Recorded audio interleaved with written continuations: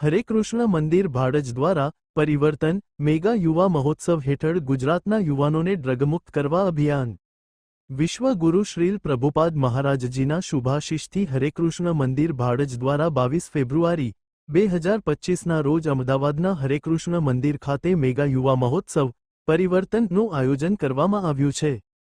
આ કાર્યક્રમનો ઉદ્દેશ્ય વિવિધ સાંસ્કૃતિક, શૈક્ષણિક અને સામાજિક પહેલ દ્વારા સમગ્ર રાજ્યના યુવાનોને પ્રેરણા આપવા, જોડવા અને સશક્ત બનાવવા માટે એક જીવંત પ્લેટફોર્મ બનાવવાનો છે।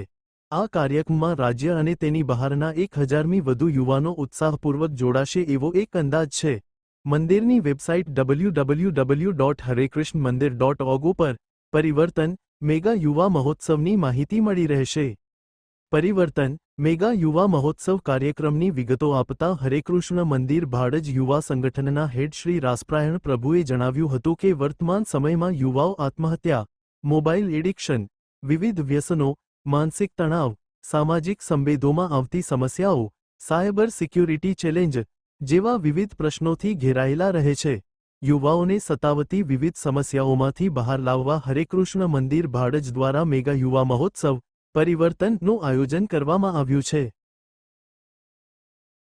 નામ શ્યામચરણ દાસ છે, હરેકૃષ્ણ મંદિર ભાડજમાં સંત। સર, આજે પરિવર્તનની જે તમે મહિમ ઉપાડી છે તો એ કેવી રીતના એને આગળ વધારશો? જી, જેમ આપણે સમાજમાં જોઈ રહ્યા છે કે મોટાભાગના લોકો, ખાસ કરીને યુવાનો, અલગ ગેરમાર્ગે દોરાઈ રહ્યા છે। પાશ્ચાત્ય દેશના અભ્યાસોથી લઈને, પહેરાવથી લઈને, ખાનપાનથી લઈને અને કઈ રીતે એ એમને નુકસાન કરી રહ્યા છે।